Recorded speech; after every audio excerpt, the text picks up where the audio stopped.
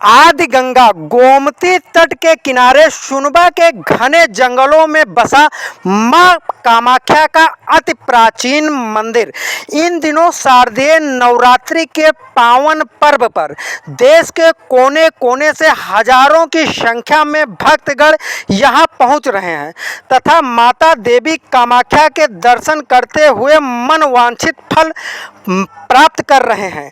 इस अति प्राचीन सिद्ध स्थल के बारे में मान्यता है कि यहाँ आने वाले भक्तों की सभी मुरादें पूरी होती हैं।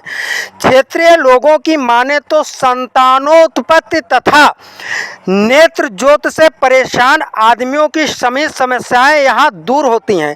देवी माता के दर्शन करने से और मंदिर की परिक्रमा करने से जिन लोगों को संतान नहीं है उन्हें संतान की प्राप्ति होती है तथा जिन लोगों की नेत्र की रोशनी चली गई है उन्हें नेत्र ज्योत प्राप्त होती है।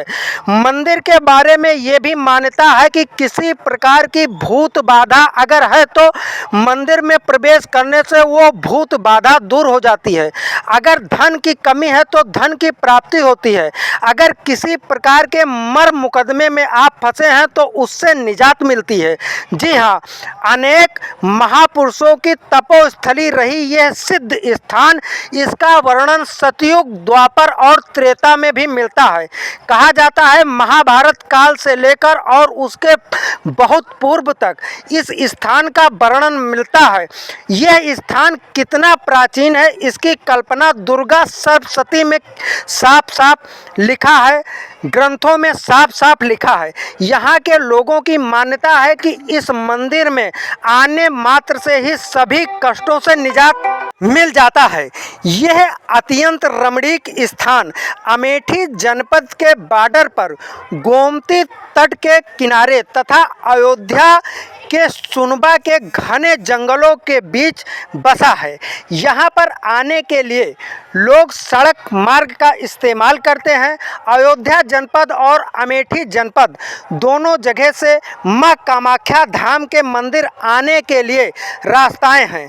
और यही नहीं है, इस तपोस्थली के बारे में, इस सिद्ध स्थान के बारे में यह मान्यता है कि जो व्यक्ति एक बार भी यहाँ आ जाता है उसके जीवन के सभी कष्ट दूर हो जाते हैं। यह स्थान अत्यंत सिद्ध स्थान है। मां कामाख्या धाम का मंदिर देश के कोने कोने में विख्यात है। दिल्ली, बम्बई, महाराष्ट्र, उड़ीसा, केरल, तमिलनाडु और कर्नाटक से भक्त यहाँ आते हैं। नवरात्र में 9 दिन मां कामाख्या धाम के मंदिर पर मेला लगता है जिसमें हजारों भक्तगण शामिल होते हैं। सुरक्षा के दृष्टिगत शासन प्रशासन पुख्ता इंतजाम रखता है। मां कामाख्या धाम के नाम से पुलिस चौकी भी बनी हुई है जहां सैकड़ों सुरक्षाकर्मी हमेशा भक्तों की रक्षा के लिए तैनात रहते हैं। साथ ही साथ स्थान के सुंदरीकरण और अन्य सुविधाओं के लिए सरकार दिल खोलकर पैसा भी खर्च कर रही है। लेकिन ये सिद्ध स्थान इतना पुराना है कि यहाँ पर आने मात्र से सभी कष्ट दूर हो जाते हैं। संतान प्राप्ति और नेत्र ज्योत के लिए यह मंदिर विश्व विख्यात है। यहाँ पर कोने कोने से देश के श्रद्धालु आते हैं। शारदीय नवरात्रि और चैत्र नवरात्रि दोनों पर्वों पर यहाँ 9 दिन देवी माता के विभिन्न स्वरूपों की पूजा होती है। यह स्थान गोमती तट के किनारे तथा सुनबा के घने जंगलों में विख्यात है।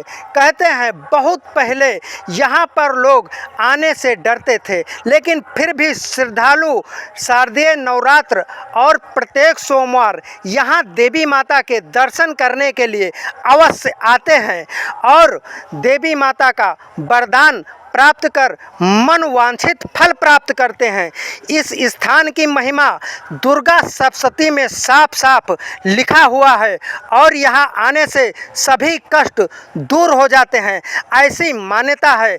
और नवरात्रि के पावन पर्व पर देश के कोने कोने से श्रद्धालु यहाँ आते हैं तथा मनवांछित फल प्राप्त करते हैं। ये मां कामाख्या मंदिर का वर्णन में तब कितना पुराना स्थान है इसके बारे में? अभी 1200 मन्वंतरे पूर्व जी जी आज के नहीं 1200 मन्वंतर में पैदा हुई ये स्थान बना। यहाँ पर तपस्या हुआ मेधा ऋषि ने तपस्या करी और मेधा के साथ साथ में राजा सूरत और समाज वैश्य ने तपस्या की स्वारोचिष मनवंतर में। कहते हैं महाभारत काल में भी इसका वर्णन मिलता है।